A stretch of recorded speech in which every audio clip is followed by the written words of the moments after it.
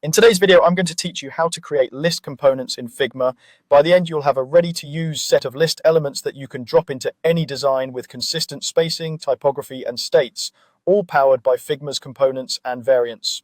First, head to figma.com in your browser. You can do this on the web or in the desktop app. The experience is almost identical. If you're not already signed in, you may be prompted to do so before opening files from the community.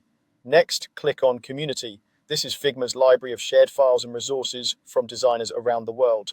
You'll find templates, UI kits, and ready-made components that you can duplicate into your own workspace. In the community page, use the search bar and type list components. You'll see a mix of results, so look for files rather than plugins if your goal is to grab a pre-built component set. A helpful tip is to skim the cover images and descriptions for mentions of auto layout, variants, and responsive behavior. Those keywords usually signal that the file is built with best practices and will be easy to adapt. Choose a template that matches the platform or style you're designing for, whether that's web, iOS, Android, or a general purpose UI kit. Click into it to preview. Take a moment to scroll the file's overview and notes. Creators often include guidance on how the components are structured and how to swap icons, toggle states, or adjust spacing. When you're ready, click Open in Figma. Depending on the resource, you might see a Get button first. Either way, the file will be added to your drafts, so you can work on your own copy without affecting the original. Opening it puts the components right in front of you, typically organized on a cover page and a components page.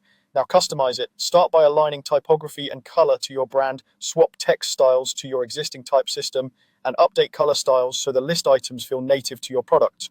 Explore variants for states like default, hover, selected, and disabled, and use auto layout controls to adjust padding and spacing without breaking the structure. If the lists include leading elements like icons or avatars, replace them with your own assets using swap capabilities. Rename components and variants clearly so your team can find them quickly. When you need to fine-tune an instance, try editing the main component instead of detaching, which keeps everything consistent. Finally, test responsiveness by resizing frames to ensure your lists behave well in different layouts. That's it. Your list components are ready to drop into designs and reuse across projects.